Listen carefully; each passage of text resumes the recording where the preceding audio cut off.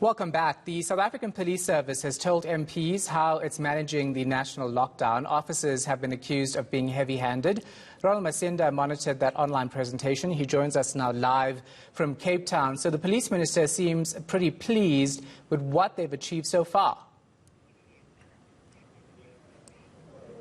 Yes, indeed, Shahan. Well, Bheki Cele is very pleased with the achievement so far, but there were a number of burning issues that he needed to get out of his chest, and one of them is an incident that took place recently at a mosque in Mpumalanga, where he condemned the actions of one of the members of the SAPS, saying that it was blasphemous, his remarks during that encounter, and that as a Christian himself, he wouldn't want another person of another religion to speak badly about his own religion. Now, this comes after a video on social media circulated where a member of the SAPS was quoted, and I quote, Shahan, "Are you bigger than the president, or is Muhammad bigger than the president?" unquote.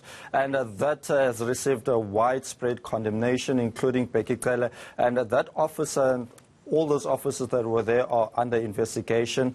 But Bheki Cele has lauded the success of the lockdown, saying that the police have done a great job. That's despite 97 police officers being charged, Shahan, with 74 members of the SANDF also charged during the period of late March until mid-April for various offences during the lockdown. But let's take a listen to what Bheki Cele had to say further.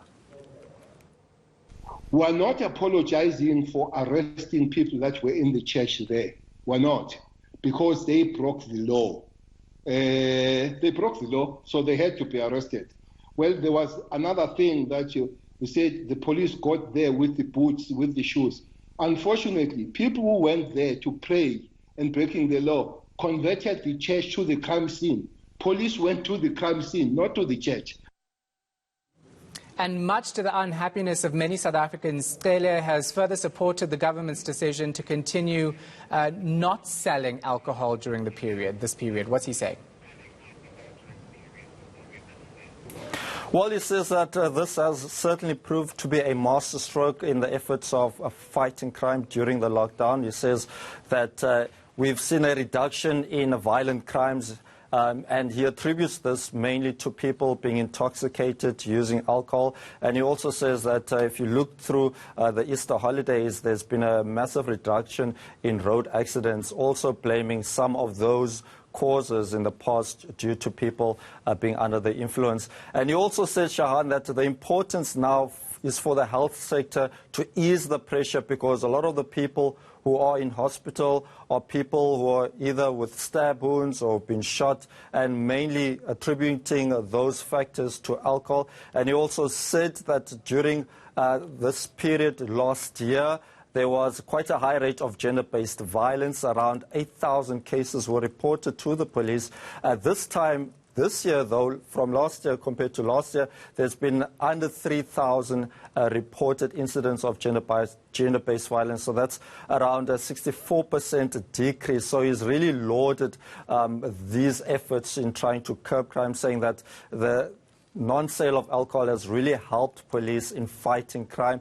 He also went on to say, Shahan, that in as much as there's been quite a number of incidents, as we've seen in recent weeks, of people breaking into liquor stores, the police have recorded around 174 cases or reported cases of people breaking into liquor stores. He has strongly condemned this, and he says that those will face the full might of the law, those who decide to break these laws. Let's take a listen to what Bheki Cele had to say further.